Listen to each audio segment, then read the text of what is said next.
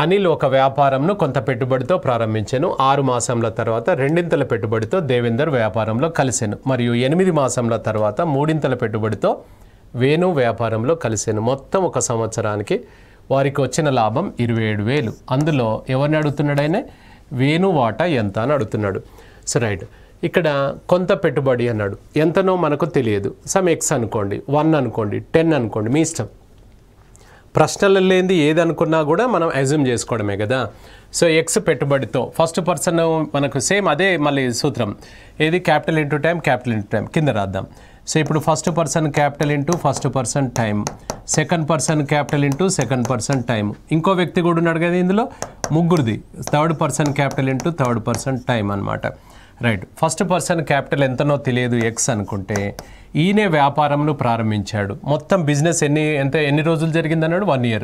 అంటే first person ఎవరైనా అనిల్ అనే అతను ఒక వ్యాపారాన్ని కొంత పెట్టుబడితో ప్రారంభించాడు. కాబట్టి ఆయన ఫ్రమ్ ద బిగినింగ్ ఉన్నాడు, ఎండ్ వరకు ఉన్నాడు. కాబట్టి ఈయనకు టైం వచ్చేసి 12 months ఇస్తాం. ఎక్స్ పెట్టుబడి టైం వచ్చేసి 12 months. సెకండ్ పర్సన్ ఏం చెప్పాడు సార్, ఈయన రెండింతల పెట్టుబడి అన్నాడు. ఈయన ఎక్స్ పెడితే ఈయన 2x పెడుతుండ అనమాట. ఈయన 2x పెట్టి ఈయన ఎప్పుడు చేరాడు మనతోటి అని అంటే 6 మాసంల తర్వాత అన్నాడు. 6 months, ఆఫ్టర్ 6 months అన్నాడు. కాబట్టి మొత్తం 12 నెలల్లో 6 మాసాలు పోతే ఇంకా 6 నెలలు ఉన్నాడు ఈయన.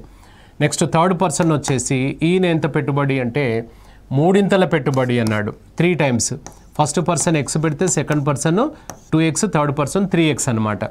ఈయన ఎప్పుడు చేరాడు సార్ మనకు 8 మాసంల తర్వాత. 12 మాసంల బిజినెస్లో 8 మాసాలు పోతే ఎన్ని మాసాలు ఉంటుంది, 4 months. ఒకసారి ఇది వేసుకుంటే 12 into x 12x. నెక్స్ట్ ఇక్కడ కూడా మనకు 6 into 2x అంటే 12x.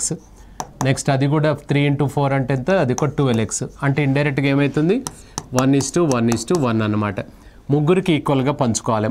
మనం పంచాల్సిన మొత్తం అమౌంట్ ఎంత, 27,000 రూపాయలు. 27,000 రూపాయలను మనం ముగ్గురికి సమానంగా పంచలేమా? పెన్ అవసరమా ఇక్కడ? లేదు. లేదంటే ఇక చేసుకోవాలి. 3 భాగాలకు 27,000 అయితే ఎవరిని అడిగాడు, వేణు. వేణు అంటే ఎవరు, లాస్ట్ పర్సన్. ఎవరిని అడిగినా కూడా ఒకటే కదా కనుక్కోవాల్సింది. క్రాస్ మల్టిప్లై చేద్దాం. 27 divided by 3 కట్ చేస్తే ఎంత వస్తుంది సార్ ఇక్కడ? సో 9,000 రూపీస్ ఇస్తే ఆన్సర్ అనమాట.